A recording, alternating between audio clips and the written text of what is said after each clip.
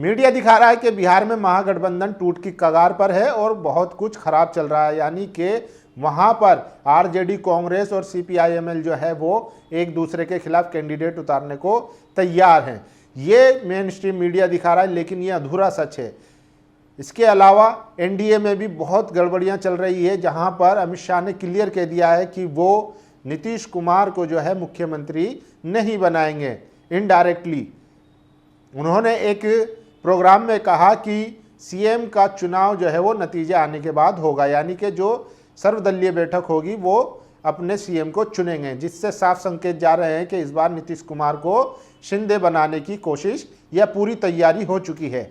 ये तो खबर हुई बिहार के महागठबंधन की, लेकिन इतना ही नहीं, वहाँ पर मुसलमानों के लिए बहुत बुरी खबर है। जिस तरीके से तमाम पार्टियों ने मुसलमानों को इग्नोर किया है, दरकिनार किया है, उससे कहीं ना कहीं मुस्लिम समाज में, मुस्लिम तबके में रोष है, गुस्सा है और लगातार खासकर कांग्रेस आरजेडी को लेकर सवाल उठाए जा रहे हैं कि आखिर मुस्लिम राजनीति को, मुस्लिम लीडरशिप को किस तरीके से धीरे धीरे खत्म किया जा रहा है। इतना ही नहीं, कांग्रेस ने ऐसे नेताओं को टिकट दिए हैं जो राहुल गांधी को आपदा बता रहे थे, और टिकट किसका काटा? एक मुस्लिम उम्मीदवार का, जो कई सालों से कांग्रेस के लिए जमीनी स्तर पर संघर्ष कर रहे थे, मजबूत कर रहे थे। तो ये कई सारे सवाल है जिस पर बात करेंगे। आदाब, नमस्कार, मैं फैसल और आप देख रहे हैं नेशनल दस्तक। सबसे पहले बात करते हैं बिहार में राजनीति समीकरण की। एनडीए में भी कई चीजें चल रही है जिसको मीडिया दिखा नहीं रहा है या उस पर बात नहीं कर रहा है, क्योंकि मीडिया आप जानते हैं कि किस तरीके से वो बीजेपी के इशारों पर काम करता है। इसीलिए उसकी कोशिश है कि महागठबंधन को कमजोर दिखाया जाए और बीजेपी को मजबूत दिखाया जाए, जबकि एनडीए में भी काफी खींचातानी चल रही है। अब मुख्यमंत्री के चेहरे को ही लेकर जो है वो अमित शाह ने साफ साफ कह दिया है कि चुनावी नतीजों के बाद ये डिसाइड होगा, सर्वदलीय बैठक जो होंगे, जो सर्वदल होंगे वो तय करेंगे कि मुख्यमंत्री कौन बनेगा।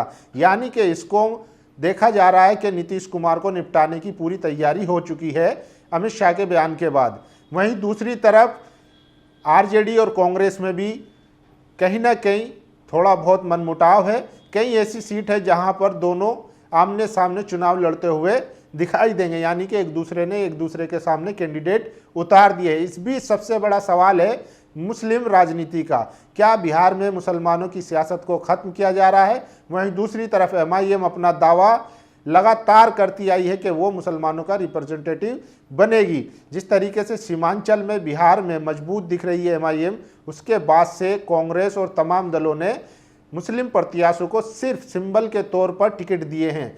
पहली लिस्ट में कांग्रेस ने सिर्फ 4 मुसलमानों को टिकट दिया है, क्योंकि मजबूरी थी, सेक्युलरिज्म भी दिखाना था। ये मैं नहीं कह रहा हूं, पूर्व आईपीएस अब्दुल रहमान ने सवाल उठाया है और उन्होंने एक लंबी पोस्ट लिखी है। आइए बताते हैं कि किस तरीके से बिहार में मुसलमानों की सियासत को, हिस्सेदारी को खत्म किया जा रहा है। देखिए, पूर्व आईपीएस जिन्होंने इस्तीफा दे दिया था सीएए के दौरान, उन्होंने सवाल उठाया है। कांग्रेस पार्टी ने बिहार में उम्मीदवारों की अपनी पहली सूची जारी की है। इसमें 48 उम्मीदवार हैं, जिनमें सिर्फ 4 मुस्लिम हैं। बेतिया से वसी अहमद, बहादुरगंज से मशवर आलम, कड़वा से शकील अहमद खां और बिहार शरीफ से उमर खान को टिकट दिया गया है। लिस्ट से जाहिर है कि 8.3% टिकट मुस्लिम को मिला है, जबकि बिहार में मुसलमानों की आबादी 17% है। इस हिसाब से मुसलमानों को 48 में से 8 टिकट मिलनी चाहिए थी। दूसरी बात यह है कि बाकी 3 सीटों के बारे में नहीं पता, लेकिन बेतिया का उम्मीदवार बाहर से आयात किया गया है और यहाँ आबादी भी ज़्यादा नहीं है। इसका मतलब है ये एक खाना पूर्ति है, ये सिर्फ समुदाय को दिखाने के लिए दिया गया है। मुस्लिम प्रतिनिधि के प्रति कांग्रेस का उदासीन रवैया बहुत निराशाजनक है। वोट पूरा चाहिए, लेकिन प्रतिनिधित्व पूरा नहीं देना। पूरा बिहार और देश इसे देख रहा है, ये ज़्यादा दिन चलने वाला नहीं। अभी भी कुछ मुस्लिम बहुल सीट है जहां से कुछ टिकट दिया जा सकता है, जिसकी आशा कम ही लग रही है। तो देखिए, सवाल उठाया है। और इसके अलावा जिस तरीके से जाले से मस्कूर उस्मानी का टिकट काटा गया है, उसके बाद उन्होंने इंडिपेंडेंट नॉमिनेशन कर दिया है और लोग लगातार सवाल उठा रहे हैं कि कैसे मुसलमानों को दरकिनार किया जा रहा है। और अब बात करते हैं, सबसे बड़ी सवाल जो है ये उठाया जा रहा है सुपौल में अनुपम को जो उम्मीदवार बनाए कांग्रेस ने, जो राहुल गांधी को आपदा और सोनिया गांधी पर भी टिप्पणी करते थे। ये लगातार कांग्रेस के खिलाफ लिखते आए थे, बोलते आए थे, लेकिन कांग्रेस ने एक मुस्लिम उम्मीदवार मिन्नत रहमान का टिकट काट कर इसको टिकट दिया है, तो लोगों में काफ़ी गुस्सा है, नाराज़गी है। तो इससे कहा जा रहा है कि कांग्रेस और महागठबंधन ने खुद ही अपनी कब्र खोद ली है।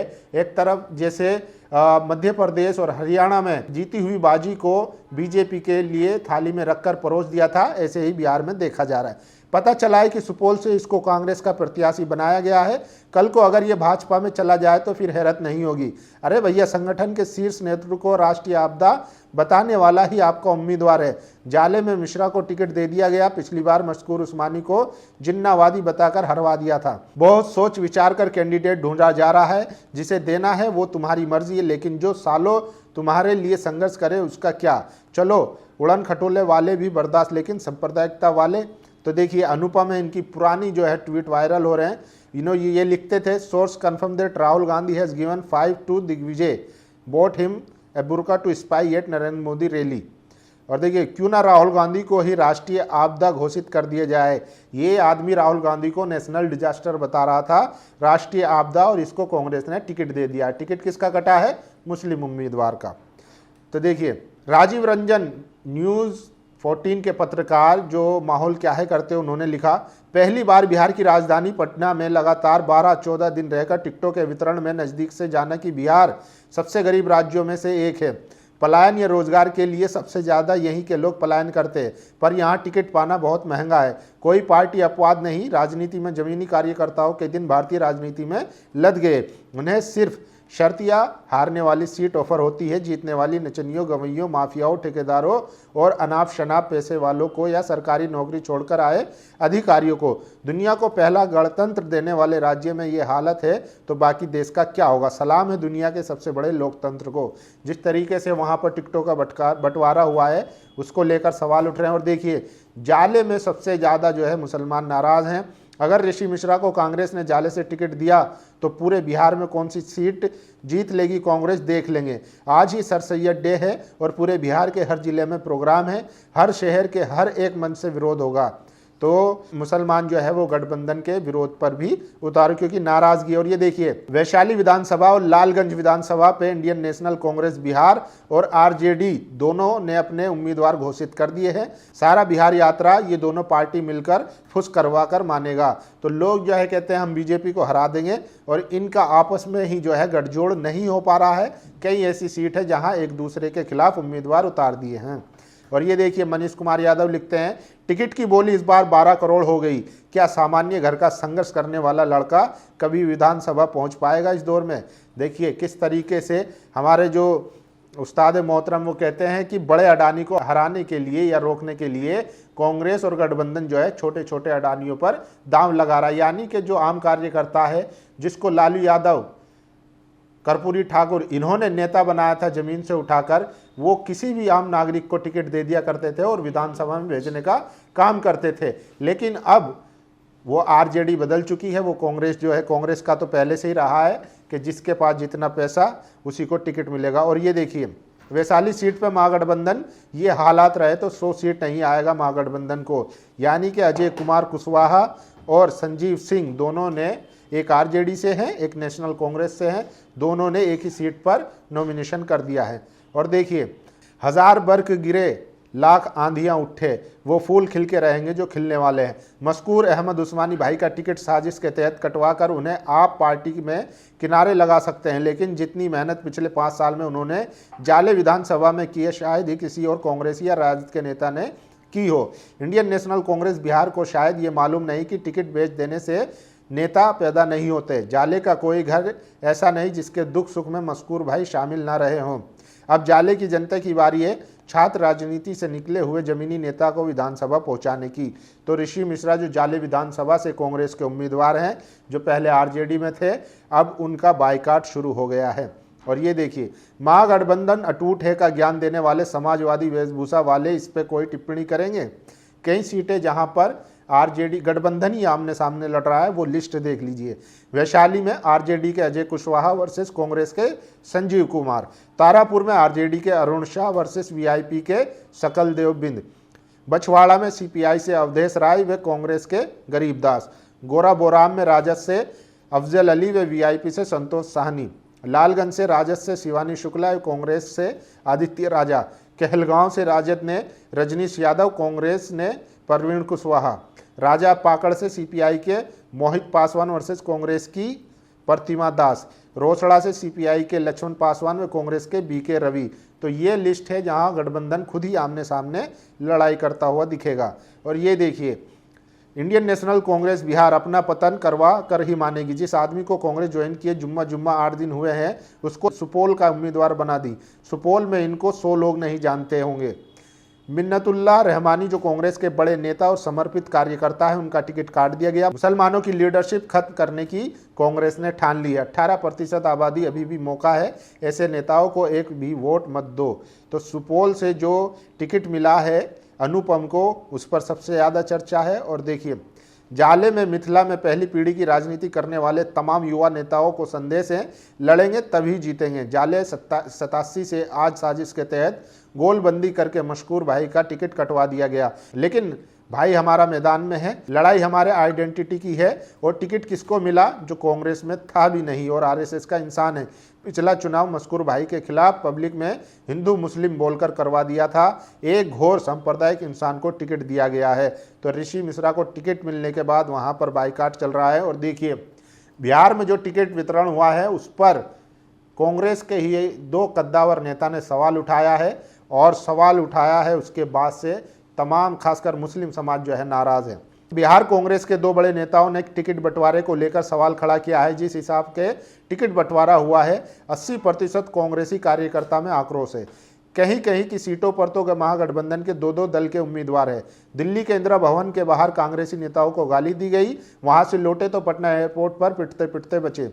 जिन भी प्रत्याशियों को कांग्रेस का सिंबल दिया गया, वे सदाकत आश्रम में नहीं, किसी नेता के आवास पर दिया गया या फिर प्रत्याशियों के फ्लैट पर पहुंचकर दिया गया। क्या सिंबल देने वाले नेताओं को पहले से शंका थी कि हम कूटे जाएंगे? यदि शंका थी तो जरूर कुछ ना कुछ गड़बड़ी तो होगी।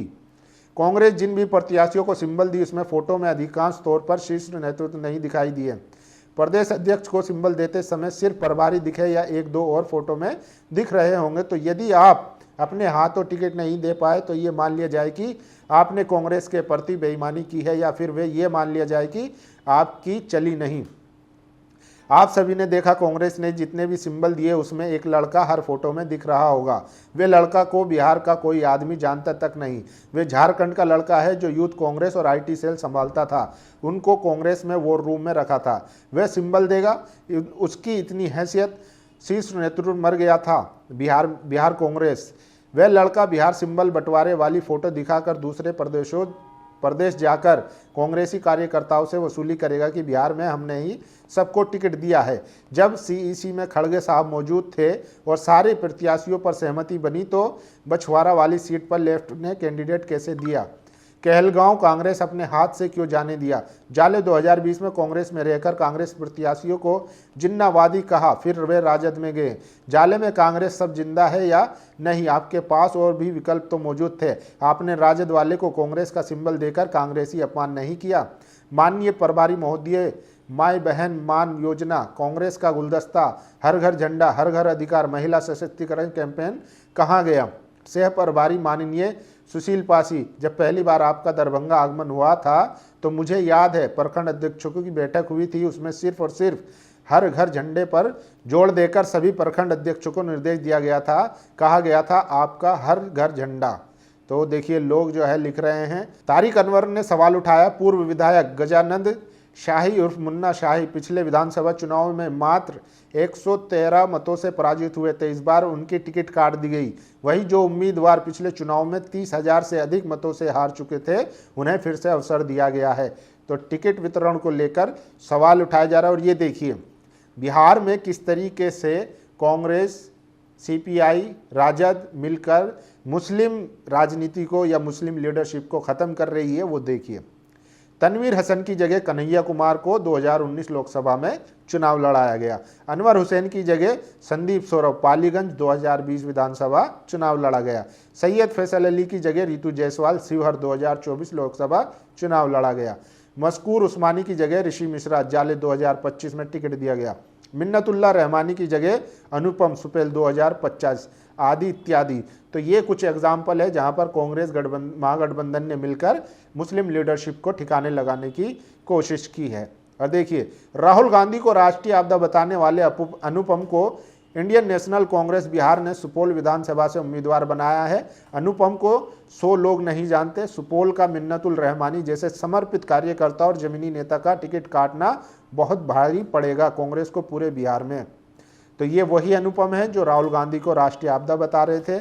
और ये देखिए, इतना ही नहीं, CPIML जो लिबरल बिहार है उसने भी किस तरीके से टिकट बांटे हैं वो देखिए। CPIML से ऐसी उम्मीद नहीं थी। 20 सीट पे लड़ रही कम्युनिस्ट पार्टी ऑफ इंडिया ने 2 मुसलमान और मात्र 1 महिला को अपना उम्मीदवार बनाया है।